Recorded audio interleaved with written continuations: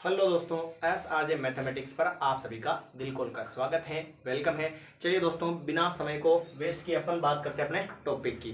तो पिछली जो क्लास के अंदर अपन ने कहा था भाई कि माध्य या समांतर माध्य को दो तरीके से निकाल सकते हैं, जिसमें पहला मेथड किसका होता है, एक लाइन का होता है, और दूसरा जो एक सारणी दे रखी हो उसका होता है। ठीक है, तो पहला जो मेथड था एक लाइन का, उसको तो अपन ने सोल्व कर लिया था, एकदम समझ लिया था कि सभी संख्याओं को जोड़कर जितनी संख्याएं हैं उसका भाग दे देते हैं, इसमें तो कोई दिक्कत नहीं है। ठीक है, अब बात करते हैं अपन दूसरा तरीका कि सर सारणी दे रखी हो तो समांतर माध्य या माध्य को अपन कैसे फाइंड करते हैं। तो देखिए आप जरा ध्यान से, जैसे कि सारणी दे रखी है अपने पास ये दे रखी है, ये दे रखा है एक्स वेरिएबल और ये दे रखा है एफ यानी कि बारंबारता।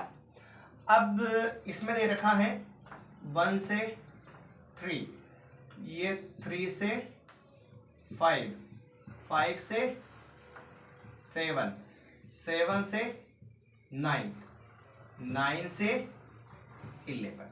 ठीक है, और वेरिएबल तो दिया गया है, बारंबारता फ्रीक्वेंसी दे रखी है अपने को 2, 5, 3, 8, 5, ये दे रखी है इसकी फ्रीक्वेंसी। इसमें तो आपको कोई दिक्कत नहीं है ना, ये तो नॉर्मली यूं समझो कि सवाल दे रखा है ना। अब इस सवाल का ये जो प्रश्न दे रखा अपने को, इसका समांतर माध्य अपन कैसे फाइंड करते हैं, इसको जरा आप ध्यान से समझिएगा। इतना तो सारणी में दिया हुआ आएगा। ठीक है, अब आगे बढ़ते हैं। तो आपको क्या करना है, एक बॉक्स और बनाना है और फिर एक बॉक्स और बनाना है। समझ गए? दो बॉक्स क्यों बनेंगे उसको जरा आप ध्यान से समझिएगा कि दो बॉक्स और क्यों बनेंगे इसमें। देखना, सबसे पहले तो अपन क्या करेंगे कि अपना जो सवाल दे रखा है उसके अंदर x जो वेरिएबल जो चर दे रखा है अपने को, इसको अपन क्या करेंगे, थोड़ा सा एकदम सही बनाएंगे। इसके लिए एक फॉर्मूला भी होता है दोस्तों, वो क्या होता है दिख रहा ना आप सभी को, एक फॉर्मूला होता है, वो ये होता है वर्ग चिन्ह बराबर ऊपरी सीमा प्लस निम्न सीमा अपॉन में क्या आ जाता है 2।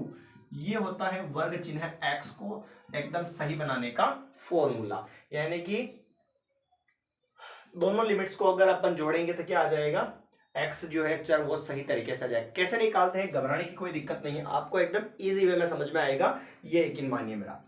यहां तक कोई दिक्कत नहीं है। ये अपना सवाल है, एक बॉक्स और बनाया, फिर उसके बाद में एक बॉक्स और बना दिया। ठीक है, फिर ऊपरी प्लस निम्न और बटेवा में 2, यानी कि दोनों को, ऊपरी तो ये रही और निम्न ये रही, यानी इन दोनों को क्या करना है, जोड़ना है। एक और 2, 1 और 3 कितने हो गए, 4 हो गए, और 4 में किसका भाग दोगे, 2 का, तो कितने आ गए सर, पहले एक बार लिख भी दो गले में, 1 प्लस 3 और बटेवा में कितना 2, तो ये हो गए सर 4, 4 बटेवा 2 कितना आ जाएगा, कैंसिल करोगे तो 2 आ जाएगा। कोई दिक्कत है क्या इसके अंदर, नहीं है ना। कैसे किया, दोनों को जोड़ा और 2 का भाग दिया तो क्या बन गया, 4 बटेवा 2 यानी कि 2 आ गया। क्लियर। फिर इसी तरीके से अब लिखूंगा नहीं मैं, है ना, 3 और 5 कितने हो गए 8, और 8 में अगर आप 2 का भाग दोगे तो कितना आ जाएगा, 4 आ जाएगा। 8 में अगर 2 का भाग दोगे तो 4 आ जाएगा। ठीक है, 3 और 5 को अगर अपन जोड़ेंगे तो 8 हो जाएंगे, और 8 में 2 का भाग दोगे तो 4 आ जाएगा। तो यहां आपको क्या लिखना है, डायरेक्ट आपको क्या लिखना है, 4 लिखना है। ये तो केवल मैंने समझने के लिए यहां पर लिख दिया। ठीक है, आगे बढ़ते हैं अगली स्टेप में। 5 और 7 को जोड़ो और फिर उसमें किसका भाग दो, 2 का भाग दो। 5 और 7 को जोड़ो और फिर उसमें किसका भाग दो, 2 का दो। तो 5 और 7 को अपन ने अगर जोड़ा तो कितने हो गए, 5 और 7 कितने हो गए सर, 12 हो गए, और 12 में 2 का भाग दोगे कितना आ जाएगा, 6 आ जाएगा। अब घबराने की कोई जरूरत नहीं है। 2 में कितना जोड़ा, 4 आया, 2, फिर 2 बढ़ा, फिर और 2 बढ़ा 2, 8 हो जाएगा, फिर और 2 बढ़ा 2 कितना हो जाएगा, 10 हो जाएगा। कोई दिक्कत नहीं है। निकालने का तरीका या मेथड वो का वही है दोस्तों, सब दोनों संख्याओं को जोड़कर आपको 2 का उसमें भाग देना है। ठीक है, फिर आता है ये जो x था ना, इसको अपन ने x को एकदम करेक्ट या सही बना लिया। आप इस x की जगह x डैश वगैरह कुछ भी आप मान सकते हो। ठीक है, अब आता है एफ एक्स, आता है क्या, आता है एफ एक्स। एफ एक्स माने दोस्तों क्या होता है, एफ मल्टीप्लाई एक्स, यानी कि एफ और एक्स इन दोनों का आपस में क्या करवाना है, अपने को गुणा करवाना है, मल्टीप्लाई करवाना है। ये तो समझ में आ गया ना, एफ और एक्स को आपस में क्या करवाना है, गुणा करवाना है। तो देखिएगा आप ध्यान से जरा, एफ ये रहा, एक्स ये वाला नहीं, जो अपन ने सही बनाया है उस एक्स से गुणा करवाएंगे, ठीक है। एफ ये रहा, एक्स ये रहा, एफ और एक्स यानी कि 2 इंटू 2 कितने हो गए 4, 5 इंटू 4 कितने हो गए 20, 3 और 6 कितने हो गए 18, 8 और 8 कितने हो गए 64, और ये 5 और 10 कितने हो गए 50। यानी कि इन दोनों का एफ और एक्स का अपन ने क्या करवा दिया, गुणा करवा दिया। कोई दिक्कत नहीं है यहां तक तो, ठीक है। ये x था, f था, x को सही बनाया तो दोनों को जोड़कर 2 का भाग देते गए, फिर f और x को गुणा करवा लिया। क्लियर। अब हमें निकालना है समांतर माध्य। तो सर उसका जो फॉर्मूला था, जब सारणी दे रखी हो तो मैंने आपको फॉर्मूला बताया था x bar equal to sigma F x बटेवा सिग्मा f, ये बताया था मैंने, यही बताया था। अब इसमें आपको क्या करना है देखना, एफ एक्स यानी कि सिग्मा एफ एक्स यानी कि एफ एक्स की जोड़, दूसरा बटेवा में क्या आएगा सिग्मा एफ यानी कि एफ की जोड़। लिखवाया था मैंने आपको अगर याद है तो, सिग्मा एफ एक्स की जोड़ और सिग्मा एफ जो है एफ की जोड़। कोई दिक्कत है क्या यहां तक दोस्तों? नहीं है कोई दिक्कत। अपन ने क्या किया कि इसके अंदर जो है फॉर्मूला था वो अपन ने रख दिया, और फॉर्मूले के हिसाब से अब वैल्यू फाइंड करेंगे अपन। तो सिग्मा एफ एक्स बटेवा सिग्मा एफ ये चाहिए अपने को। सिग्मा एफ एक्स मतलब एफ एक्स की जोड़, एफ एक्स सी रहा, इसको आप क्या कर दो, जोड़ दो। तो ये हो गए 8 और 4 कितने हो गए 12, और 12 में 4 जोड़े कितने हो गए 16, 16 का 6, और ये हासिल का कितना चला जाएगा 1, 1 और 2 3, 3 और 1 ये 4, 4 और 6 कितने हो गए 10, और 10 और 5 कितने हो गए 15, यानी कि 156 आ चुका है एफ एक्स का जोड़। ठीक है। फिर सिग्मा एफ यानी एफ को जोड़ना है दोस्तों, तो एफ को जोड़ना है तो जोड़ लो, 5 और 3 8, 8 और 8 16, 16 कितने हो गए 17 18, और ये 23 हो गए। ठीक है। अब x bar equal to sigma F X का मान 156, और अपॉन में क्या आ जाएगा सिग्मा एफ यानी कि 23।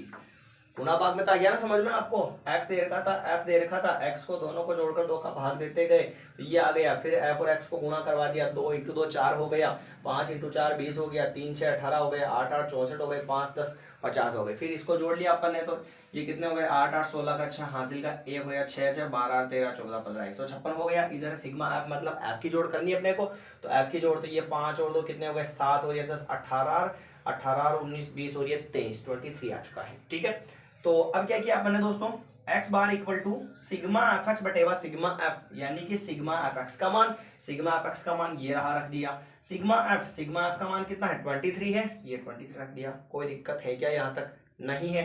अब तो आपको भली बात आता होगा कि 23 का भाग इसमें लगा दो, जितनी बार भाग जाएगा वो अपना क्या हो जाएगा आंसर हो जाएगा। तो 156 और ये 23 का वैसे नहीं जा रहा है तो क्या करो डायरेक्ट टेबल बोल जाओ 156 के बराबर, तो कितना हो जाएगा